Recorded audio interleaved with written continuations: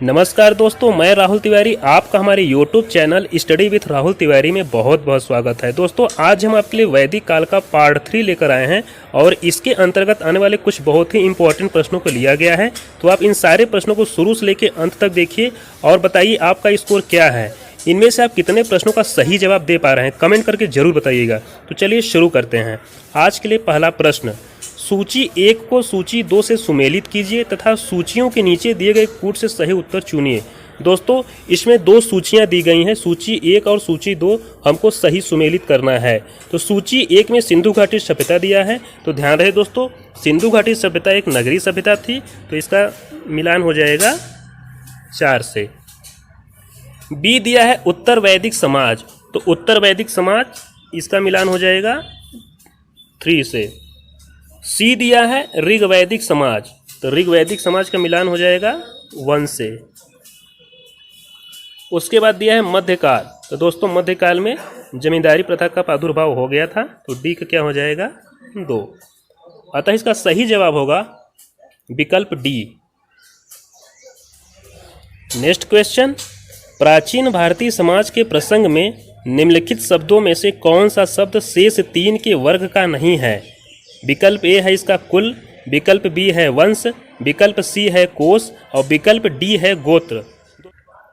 दोस्तों ध्यान रहे, प्राचीन भारतीय समाज के संदर्भ में कुल, वंश तथा गोत्र परिवार से संबंधित है, जबकि कोश परिवार से संबंधित न होकर भंडार से संबंधित है। अतः इसका सही जवाब होगा ऑप्शन सी कोश। नेक्स्ट क्वेश्चन, ऋग्वैदिक काल के प्रारंभ में निम्न में से किसे महत्वपूर्ण मूल्यवान संपत्ति समझा जाता था। ऑप्शन ए भूमि को, ऑप्शन बी गाय को, ऑप्शन सी स्त्रियों को, ऑप्शन डी जल को। ध्यान रहे दोस्तों, ऋग्वैदिक काल के प्रारंभ में गाय को एक बहुत ही मूल्यवान महत्वपूर्ण संपत्ति समझा जाता था। अतः इसका सही जवाब होगा ऑप्शन बी गाय को। अगला प्रश्न, जीविकोपार्जन हेतु वेद वेदांग पढ़ाने वाला अध्यापक कहलाता था। ऑप्शन ए आचार्य, ऑप्शन बी अध्वर्यु, ऑप्शन सी उपाध्याय, ऑप्शन डी पुरोहित। दोस्तों वैदिक काल में जीविकोपार्जन हेतु वेद वेदांग पढ़ाने वाला अध्यापक उपाध्याय कहलाता था। आचार्य गुरुकुल की स्थापना करके अपने शिष्यों को पढ़ाता था तथा कोई फीस नहीं लेता था, किंतु शिष्य के द्वारा दी गई दक्षिणा स्वीकार कर लेता था। अतः इसका सही जवाब होगा option C Upadhyay. Next question, Avesta और ऋग्वेद में समानता है। अवेस्ता किस क्षेत्र से संबंधित है। ऑप्शन ए भारत से, ऑप्शन बी ईरान से, ऑप्शन सी इजराइल से, ऑप्शन डी मिस्र से। दोस्तों अवेस्ता और ऋग्वेद दोनों भाषिक समानताओं के कारण आर्यों की सभ्यता से संबंधित माने जाते हैं। अवेस्ता ईरान के क्षेत्र से संबंधित है, अतः इसका सही जवाब होगा ईरान से, ऑप्शन बी। पौराणिक कथा के अनुसार समुद्र मंथन हेतु किस सर्प ने रस्सी के रूप में स्वयं को प्रस्तुत किया। Option A Kaliya, option B Vasuki, option C Pushkar, option D Sheshnag. दोस्तों हिंदी पौराणिक कथा के अनुसार समुद्र मंथन हेतु मथनी के रूप में मद्रांचल पर्वत तथा रस्सी के रूप में सर्पों के राजा वासुकी का प्रयोग किया गया था। अतः इसका सही जवाब होगा option B Vasuki. Next question, Mahabharata मूलतः किस रूप में जानी जाती थी। ऑप्शन ए वृहत कथा, ऑप्शन बी ब्राह्मण, ऑप्शन सी वृहत संहिता, ऑप्शन डी जय संहिता। दोस्तों महाभारत के प्रारंभिक रचना काल में 8800 श्लोक थे और इसे जय संहिता के नाम से जाना जाता था। महाभारत का दूसरा संस्करण भारत था, जिसमें श्लोकों की संख्या 24,000 थी। वर्तमान महाभारत में 1,00,000 श्लोक प्राप्त हैं।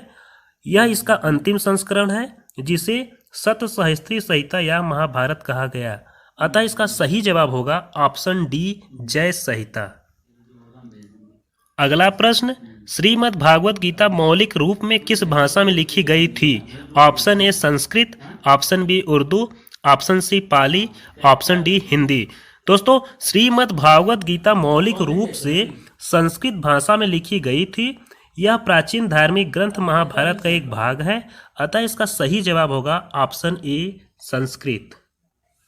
नेक्स्ट क्वेश्चन, आयुर्वेद अर्थात जीवन का विज्ञान का उल्लेख सर्वप्रथम मिलता है। ऑप्शन ए आरण्यक में, ऑप्शन बी सामवेद में, ऑप्शन सी यजुर्वेद में, ऑप्शन डी अथर्ववेद में। अथर्ववेद में सामान्य मनुष्यों के विचारों तथा अंधविश्वासों का विवरण मिलता है। इसमें विविध विषयों तथा रोग निवारण, समन्वय, राजभक्ति, विवाह तथा प्रणय गीतों के विवरण सुरक्षित हैं। अतः इसका सही जवाब होगा option D, Atharvaveda. Next question, ऋग्वैदिक जनसभा जो न्यायिक कार्यों से संबंधित थी। ऑप्शन ए सभा, ऑप्शन बी समिति, ऑप्शन डी विधाता, ऑप्शन डी उपयुक्त में से सभी। दोस्तों इसका सही जवाब होगा ऑप्शन ए सभा। नेक्स्ट क्वेश्चन, वैदिक योगीन सभा। ऑप्शन ए गांवों के व्यावसायिक लोगों की संस्था थी। ऑप्शन बी राज दरबार होता था। ऑप्शन सी मंत्री परिषद थी। ऑप्शन डी राज्य के समस्त लोगों की एक राष्ट्रीय सभा थी। वैदिक काल में सभा और समिति नामक दो संस्थाएं राजा की निरंकुशता पर नियंत्रण रखती थी। संभवतः सभा कुलीन या वृद्ध मनुष्यों की संस्था थी जिसमें उच्च कुल में उत्पन्न व्यक्ति ही भाग ले सकते थे। अतः इसका सही जवाब होगा ऑप्शन सी, मंत्री परिषद थी। अगला प्रश्न, वैदिक युग में प्रचलित लोकप्रिय शासन प्रणाली थी। ऑप्शन ए निरंकुश, ऑप्शन बी प्रजातंत्र, ऑप्शन सी गणतंत्र, ऑप्शन डी वंश परंपरागत राजतंत्र। वैदिक काल में प्रचलित लोकप्रिय शासन प्रणाली वंश परंपरागत राजतंत्र प्रणाली थी। यद्यपि जनता द्वारा चुनाव के भी कुछ उदाहरण मिलते हैं। अतः इसका सही जवाब होगा ऑप्शन डी, वंश परंपरागत राजतंत्र। प्राचीन काल में आर्यों के जीविकोपार्जन का मुख्य साधन था। ऑप्शन ए कृषि, ऑप्शन बी शिकार, ऑप्शन सी शिल्पकर्म, ऑप्शन डी व्यापार। दोस्तों ध्यान रहे, आर्यों द्वारा जो विकसित सभ्यता थी वह ग्रामीण सभ्यता थी और वो अपने जीविकोपार्जन हेतु कृषि और पशुपालन करते थे। अतः इसका सही जवाब होगा ऑप्शन ए, कृषि। नेक्स्ट क्वेश्चन, ऋग्वेद काल में जनता निम्न में से मुख्यतः किसमें विश्वास करती थी। ऑप्शन ए मूर्ति पूजा, ऑप्शन बी एकेश्वरवाद, ऑप्शन सी देवी पूजा, ऑप्शन डी बलि एवं कर्मकांड। दोस्तों ध्यान रहे, ऋग्वैदिक काल बहुदेववाद में विश्वास करती थी। अतः इसका सही जवाब होगा ऑप्शन डी, बलि एवं कर्मकांड। नेक्स्ट क्वेश्चन, उस जनजात का नाम बतलाइए जो ऋग्वैदिक आर्यों के पंचजन से संबंधित नहीं है। Option A Yadu, option B Puru, option C Turvasu, option D Kikat. ऋग्वैदिक आर्यों के पंचजनों में यदु, द्रुह, पुरु, तनु, तुर्वसु शामिल थे। किकट इससे संबंधित नहीं है। अतः इसका सही जवाब होगा ऑप्शन डी, किकट। अगला प्रश्न, पूर्व वैदिक आर्यों का धर्म प्रमुखता था। ऑप्शन ए भक्ति, ऑप्शन बी मूर्ति पूजा और यज्ञ, ऑप्शन सी प्रकृति पूजा और यज्ञ, ऑप्शन डी प्रकृति पूजा और भक्ति। पूर्व वैदिक आर्यों का धर्म प्रमुखता प्रकृति पूजा और यज्ञ पर आधारित था। भक्ति तथा मूर्ति पूजा का उदय मौर्योत्तर काल में हुआ था। अतः इसका सही जवाब होगा ऑप्शन सी, प्रकृति पूजा और यज्ञ। नेक्स्ट क्वेश्चन, शतपथ ब्राह्मण में उल्लिखित राजा विदेह माधव से संबंधित ऋषि थे। ऑप्शन ए ऋषि भारद्वाज, ऑप्शन बी ऋषि वशिष्ठ, ऑप्शन सी ऋषि विश्वामित्र, ऑप्शन डी ऋषि गौतम राहुगढ़। दोस्तों आर्यों के पूर्व दिशा की ओर प्रसार के विषय में शतपथ ब्राह्मण में वर्णित विदेह माधव की आख्यायिका उल्लेखनीय है। इसके अनुसार राजा विदेह माधव से संबंधित ऋषि गौतम राहुगढ़ थे। अतः इसका सही जवाब होगा ऑप्शन डी, ऋषि गौतम राहुगढ़। नेक्स्ट क्वेश्चन, सूची 1 को सूची 2 के साथ सुमेलित करें एवं निम्न दिए गए कूट में से सही उत्तर का चयन करें। दोस्तों इस प्रश्न में हमें सूची 1 और सूची 2 दो सूचियां दी गई हैं और हमको सही मिलान करना है। ध्यान रहे दोस्तों, इसमें ए दिया है ऋग्वेद, तो ध्यान रहे ऋग्वेद के जो ब्राह्मण ग्रंथ का नाम है वो है ऐतरेय तथा ए का क्या हो जाएगा, 3 हो जाएगा। इसका मिलान 3 से हो जाएगा। उसके बाद बी है सामवेद। दोस्तों सामवेद के ब्राह्मण ग्रंथ का नाम है पंचविश।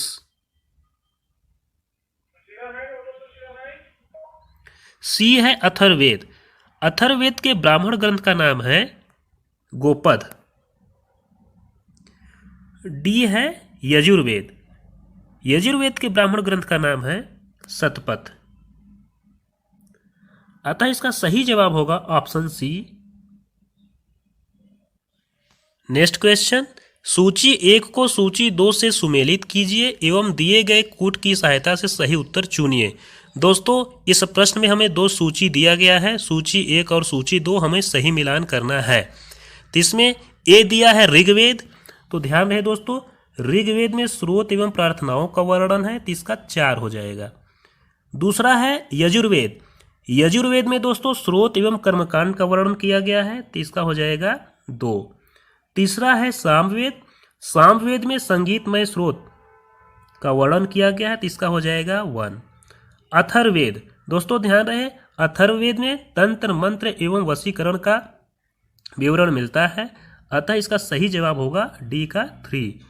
इस प्रकार इसका सही जवाब होगा option A. Next question, Rigveda Samhita का 9वां मंडल पूर्णतः किसको समर्पित है? ऑप्शन ए इंद्र और उनका हाथी, ऑप्शन बी उर्वशी एवं स्वर्ण, ऑप्शन सी पौधों और जड़ी बूटियों से संबंधित देवतागण, ऑप्शन डी सोम और इस पेय पर नामांकित देवता। दोस्तों ध्यान रहे, ऋग्वेद संहिता का 9वां मंडल पूर्णतः सोम को समर्पित है, अतः इसका सही जवाब होगा ऑप्शन डी।